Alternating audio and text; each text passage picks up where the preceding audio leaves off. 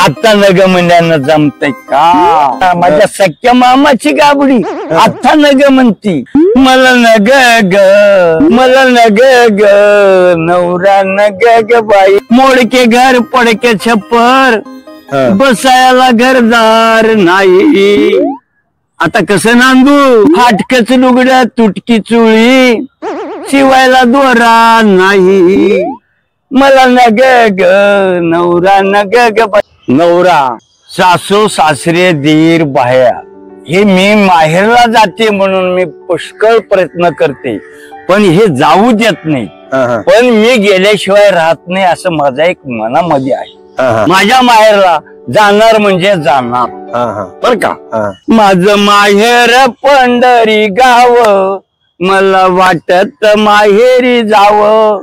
माझं माहेर पंढरी गाव, मला वाटत माहेरी जावं. हो, चालविना घेऊन करी संत चालली पंढरी, त्या दिंडीत सामील व्हावं. माझं माहेर पंढरी गाव, माझं माहेर पंढरी गाव, माझं माहेर पंढरी गाव. हो, तुम्हाला वारकरी संप्रदायामध्ये तुम्हाला अनुदान मिळते गव्हर्नमेंटचं. हो, मग तुम्ही वारकरी संप्रदायामध्ये तुमची निवड कशी झाली? निवड म्हणजे मी बोर जांब उदगीरला ऐकत होतो आपल्या मळ्यातले, आणि तिथं कार्यक्रम पंचायत समितीला एक ठरवता. ते बोर एकट्या टपरीला चहा प्याव म्हणून गेलो तर एक तेजन चांदणी मारलेली होती. आणि मी म्हणलो पोरायली अशा की बाबा काय कार्यक्रम आहे ह्याच्यामध्ये, जावा उगा तुम्हाला काय करायचं असं त्या मुलांनी म्हणले. अरे बाबा तुम्ही जा म्हणलं तर मी 10 जणाला विचारायचा माणूस आहे, तसं का म्हणालायस म्हणून तुमच्यासारख्या एक शहाण्या माणसाला विचारलं तर संध्याकाळी गोंधळ्याचा पवाड्याचा आणि भारोडाचा कार्यक्रम आहे असं सांगतील. ते बोर केवढ्याला बी एकाव बरी तिथं जावं माझा छंद लागला. मग ते 200 रुपयाचे बोर होते, पण 50ला देऊन टाकावं पण तिथं जावं अशी इच्छा भरली. मग आले बाबा 10 रुपयाला किलो विकत होतो तर मी म्हणलो 5 रुपये किलो लावत, तेव्हा जल्दी होते तिथं जाणं होते. मग आले दोघं तिघ की बाबा मग मामा गुत्त सांगा, तुम्ही मागावं म्या देवावं. मग ते 50ला सुद्धा मी राजी झालो होतो. त्यांनी म्हणले द्या 100ला, आज तुम्ही म्हणावं काय राहावं काय म्हणून समधी दिलो. मग तिथं पंचायत समितीत गेलो. गेल्यानंतर सर म्हणलं मी भजनी बारोडाचा कलावंत हो, माझं एक नाव घ्या सर. मग ते साहेबांनी म्हणले 10-11 लोक झाले, आता बंद केला आम्ही. मग एक तुमच्यासारखे बाजूला साहेब होते, त्या साहेबांनी म्हणले अरे तुझ्या काय बापाचं चाले घे एवढ्या मामाला असं त्यांनी म्हणल्यानंतर मला विचारे नाव काय तुझं बाबा? कुंडीबा विठ्ठल केंद्रे, राहणार बोरगाव खुर्द, तालुका जळकोट असं आहे. मग घेतलं ह्याच्यावर देवा म्हणजे सही करा म्हणजे कुंडीबा केंद्रे सही केलो. म्हणजे संध्याकाळला म्हणायला रुजू झालं मला. बारोड पद्धतशीर म्हणलो. कोणतं बारोड? वा, गुलाब्या साडीचा ग रंग खुलतो, लांडोरीला पाहून या मोर नाचतो. गुलाब्या साडीचा ग रंग खुलतो, लांडोरीला पाहून या मोर नाचतो. हो, हळद वाटू वाटीला पाठा, अवगुणाचा नवरा हळदीने उठा. गुलाब्या साडीचा ग रंग खुलतो, लांडोरीला पाहून या मोर नाचतो. वा म्हणले. मला बक्षीस बी 500 झालं सर तिचं. मग 12वा आपला नंबर होता ते शेवटला. मग म्हणले दुसऱ्या 9 तारीख होती, 11 तारखेला येऊन तुमचं काय ते बक्षीस घेऊन जाणे म्हणले. मग मी बायकोला लबाड थोडं बोललो, बायको जाऊ देत नव्हती उदगीरला.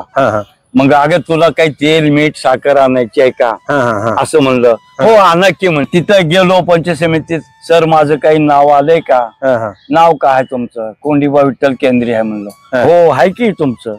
मग पुरस्कार वगैरे काही आहे का मला? हो मिळते म्हणले. मग प्रमाणपत्र दिले, पुरस्कार दिले. मग 2100 रुपये अनुदान म्हणजे बक्षीस दिले मला. मग तिथून आठी गोडी लागली. आणि खंदार गुराखी गडवर कार्यक्रम केलो. पुन्हा इथं लातूर मध्ये एकदा केला. ऑडिशन मध्ये किती मार्क पडले?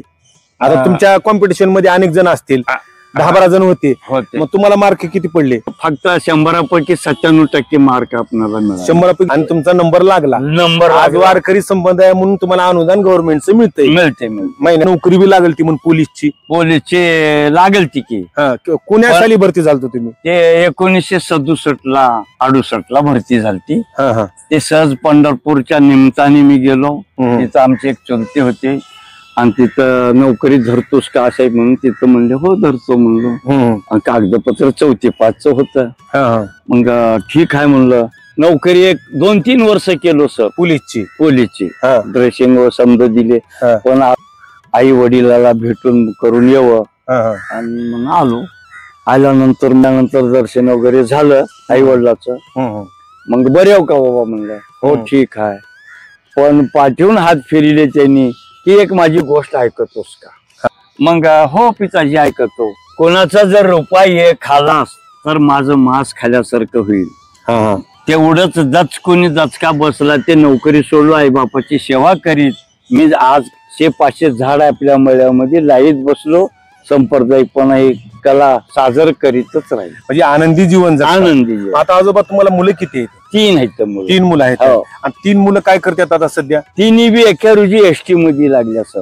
एका रोजीच? एका रोजी आणि एका तारखेलाच? 2011 मध्ये 11व्या महिन्यात 11 तारखेलाच ड्युटीवर गेले.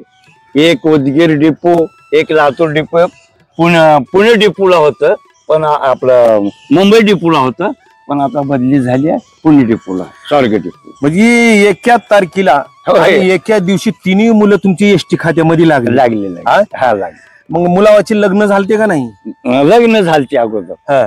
पुन्हा लागले. 3 मुलाच्या बायकाला खूप आनंद झाला असेल? आनंदी आनंद. आमचे पाय किती चांगले.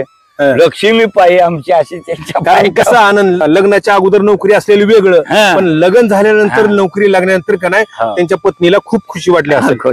3 मुलं एका दिवशीच तुमच्या एसटी खात्यात एका तारखेलाच लागली. मग काय पेढे काय?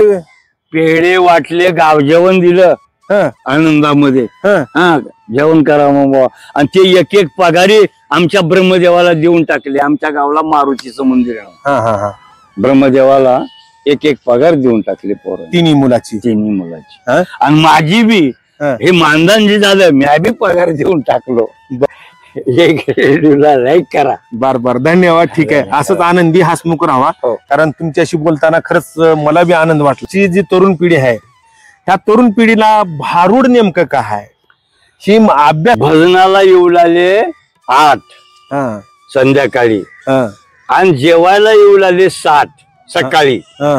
त्यांच्या एकनाथ महाराजाची नजर गेली. अरे रात्री तर भजनाला 8च होते, जेवायला 60 कस काय माणसं आले? नाही म्हणले. भजनामध्ये खेळी मिळी हौसे नवसे गवसे कशा नमुन्या नाव ह्या भजनामध्ये म्हणून ही नाथरायनी भारूड काढली. एक भारूड एक करमणुकीचं साधन राहू. कारण भजनासोबत या भारुडाचं बी मिक्स जरी हो का न येणारा बी भारूड ऐकायला येऊ शकावं असे नाथरायनी भारूड काढली.